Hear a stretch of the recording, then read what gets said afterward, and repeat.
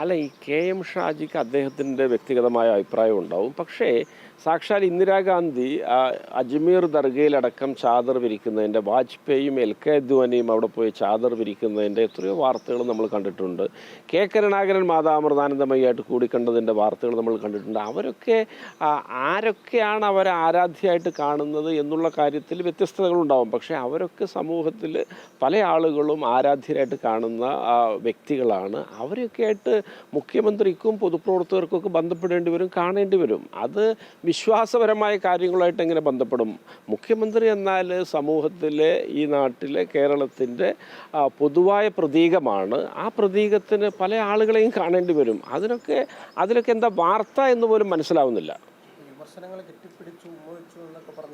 അല്ല, അത് K M ഷാജിയുടെ പ്രസ്താവനയാണ് നിങ്ങൾ പറയുന്നത്. അദ്ദേഹം അന്ന് അങ്ങനെ ഒരു നിലപാടെടുത്തു. ചില ആളുകൾക്ക് ചില നിലപാടെടുക്കാനും അതിലുറച്ചു നിൽക്കാനും ഒക്കെ സ്വാതന്ത്ര്യമുണ്ട്. അത്തരത്തിലൊക്കെ കേരള രാഷ്ട്രീയത്തിൽ നിരവധിയായ അനുഭവങ്ങളൊക്കെ ഉണ്ട്. പിന്നെ ഇന്ദിരാഗാന്ധി ബിഷപ്പ് ഹൗസ് സന്ദർശിച്ച വേളയിൽ കെ ആൻ്റണി ഒരു വേളയിൽ അതിനോട് വിയോജിപ്പ് പ്രകടിപ്പിച്ച സാഹചര്യങ്ങളുണ്ട്. അതൊക്കെ രാഷ്ട്രീയത്തിലെ ചില നിലപാടുകളാണ്. അതെടുക്കുന്നവർക്ക് അതെടുക്കാനുള്ള സ്വാതന്ത്ര്യമുണ്ട്. അങ്ങനെ ഒരാളൊരു നിലപാടെടുത്തു എന്നുള്ളതൊരു സാമാന്യവൽക്കരിച്ച് എല്ലാവർക്കും ബാധകമാവുന്ന ഒന്നല്ലല്ലോ.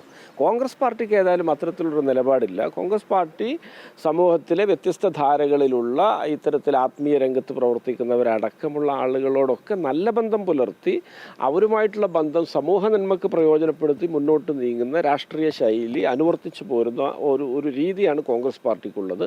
മുഖ്യമന്ത്രിയാവുമ്പോൾ തീർച്ചയായിട്ടും അദ്ദേഹം കേരളത്തിൻ്റെ മുഴുവൻ മുഖ്യമന്ത്രിയാണ്. അദ്ദേഹത്തിന് അങ്ങനെ പോകാനും ഇടപെടാനും ഒക്കെ സാധിക്കുന്നതിൽ എന്നെ സംബന്ധിച്ചിടത്തോളം അതിൻ്റെ ഒരു ഇൻക്ലൂസീവായിട്ടുള്ള അതിൻ്റെ വലിയൊരു സന്ദേശമാണ് നൽകുന്നത്. അത് ഈ പൊന്നാനിയുടെ തീരദേശ നിവാസികളെ കുറിച്ചാണ്. അവർ പറയുന്ന ഒരു പ്രധാനപ്പെട്ട ആവശ്യം, വീട് തകർന്ന ആളുകൾക്ക് 120 കോളനി എന്ന് പറയുന്ന ഒരു സ്ഥലം, അവിടെ പണ്ട് 25 വർഷം മുമ്പ് മത്സ്യത്തൊഴിലാളികൾക്കായിട്ട് കെട്ടിടങ്ങൾ പണിയുന്നു. പിന്നീട് അത് പല കേസുകളും കാരണം നിർമ്മിതിയൊന്നും പൂർണ്ണമായിട്ടില്ല. പക്ഷേ ഇപ്പോഴെങ്കിലും ആ സ്ഥലത്ത് പുതിയ വീടുകൾ നിർമ്മിച്ച് വീട് നഷ്ടപ്പെട്ടവർക്കും ഇന്നും വാടകയ്ക്ക് താമസിക്കുന്ന ആളുകൾക്കും ഒരു ഭവന പദ്ധതി ചെയ്തു കൊടുക്കൂടെ? അല്ല, തീർച്ചയായിട്ടും ഈ പൊന്നാനി തീരദേശത്തെ സംബന്ധിച്ചിടത്തോളം അത് കേരളത്തിലെ തന്നെ ഏറ്റവും ദയനീയമായൊരു തീരദേശമാണ്. ഇവിടെ 1000-ലധികം ഓല വീടുകളുണ്ട്. 450-500 സ്ക്വയർ ഫീറ്റാണ് ഓല വീടുകളുടെ വിസ്തൃതി. അതിൻ്റെ ചുമരോലയാണ്, മേൽക്കൂര ഓലയാണ്, തറ പൂഴിയാണ്. അതിനകത്ത് 10-12 മനുഷ്യർ രാവും പകലും ഇങ്ങനെ തള്ളി നീക്കി ജീവിതം മുന്നോട്ട് കൊണ്ടുപോവുകയാണ്. അത്തരത്തിൽ ഒരുപാട് വിഷയങ്ങളുണ്ട്. പിന്നെ ഇതൊരു CPM സ്വാധീനമുള്ള മേഖലയായിരുന്നു. ഒരു സെൽ ഭരണമായിരുന്നു അവർ ഈ വിഷയങ്ങളിലൊക്കെ ഇവിടെ അനുവർത്തിച്ച് പോന്നിട്ടുള്ളത്. അവരുടെ പാർട്ടി ഓഫീസിൽ നിന്ന് ചീട്ട് കിട്ടുന്ന ആളുകൾക്ക് മാത്രമാണ് വീടും അല്ലെങ്കിൽ പുനർഗേഹം പദ്ധതിയിൽ ഇടവും. അതുപോലെ തന്നെ ഇവിടെ പിന്നെ മത്സ്യത്തൊഴിലാളികൾക്കുള്ള സ്ഥലം വാങ്ങി നൽകുന്നതിലൊക്കെ അടക്കമുള്ള വലിയ ക്രമക്കേടുകൾ ഫിഷറീസ് വകുപ്പുമായിട്ട് ബന്ധപ്പെട്ട് ഒരുപാട് ഇവിടെയുണ്ട്. ഇത്തരത്തിൽ ഭരണം മാറിയ സ്ഥിതിയിൽ ഞങ്ങൾ തീരദേശത്തെ മത്സ്യത്തൊഴിലാളി കുടുംബങ്ങളെ രാഷ്ട്രീയമായിട്ട് വേർതിരിക്കുന്നില്ല. അത് CPM ആയാലും കോൺഗ്രസ് ആയാലും ലീഗായാലും അവരുടെ മെറിറ്റ് മുൻനിർത്തി സാധ്യമാകുന്ന ആനുകൂല്യങ്ങളും ചേർത്ത് പിടിക്കലുകളും പറ്റുമെങ്കിൽ പ്രത്യേക പദ്ധതികളും അവർക്ക് വേണ്ടി കൊണ്ടുവരണമെന്നാണ് ഞാൻ ജനപ്രതിനിധി എന്ന നിലയിൽ, ഇവിടുത്തെ MLA എന്നുള്ള നിലയിൽ ഞാൻ ആഗ്രഹിക്കുന്നത്. 20 കോടി 6 ഏക്കറോളം ഭൂമിയുണ്ട്. വീതിച്ച് നൽകി കഴിഞ്ഞാൽ മത്സ്യത്തൊഴിലാളികളുടെ പ്രശ്നം ഭൂരിഭാഗവും പരിഹാരം കാണാൻ കഴിയുമെന്നുള്ളതാണ് അവരും പറയുന്നത്. അല്ല,